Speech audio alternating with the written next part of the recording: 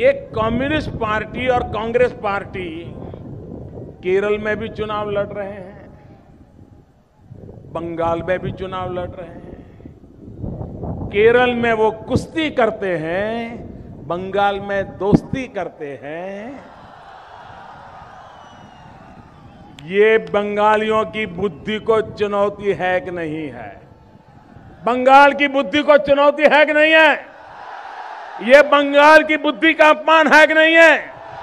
ये बंगाल के स्वाभिमान का अपमान है कि नहीं है?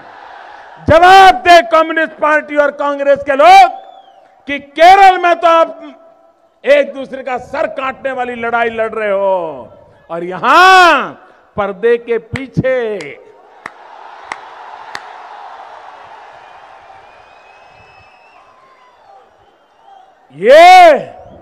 ये बंगाल की बुद्धि का अपमान है, बंगाल के भद्र मानुष का अपमान है। अरे कांग्रेस में और लेफ्ट में दम होना चाहिए था को खुल करके स्वीकार करें कि हम अवसरवादी है, हम कुर्सी के लिए लालायित है और इसलिए हम कुर्सी का खेल खेल रहे।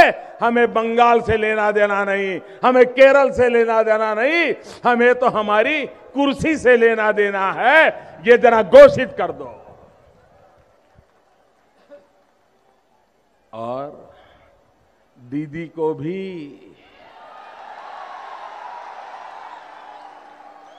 ये अच्छा लगता है। दीदी भी कहती है आप लोग मिल जाओ, मैं चुप रहूंगी। इन लीडरों के साथ कहते हैं कि एक मीटिंग बुलाई उन्होंने और कहा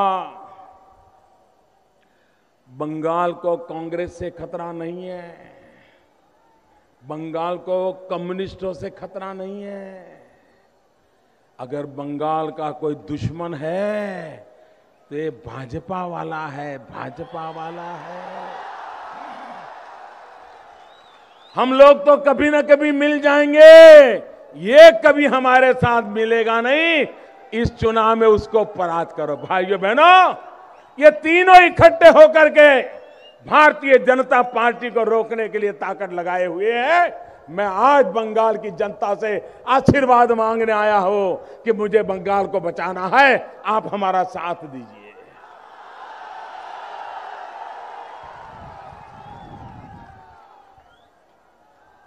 और आप देखिए एक बार,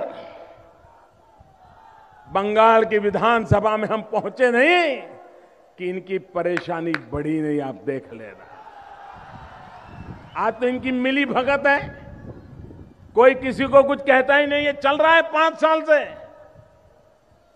ये लेफ्ट वालों ने, कांग्रेस वालों ने दीदी के खिलाफ कोई आंदोलन किया क्या? सब मिले हुए हैं।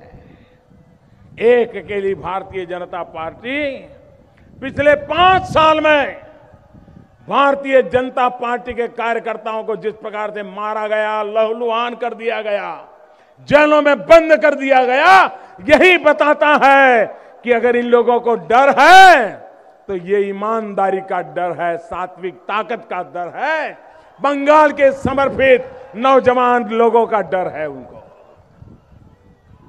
और इसलिए भाइयों बहनों, मैं आपसे आग्रह करने आया हूं कि हमें बंगाल को बचाना है।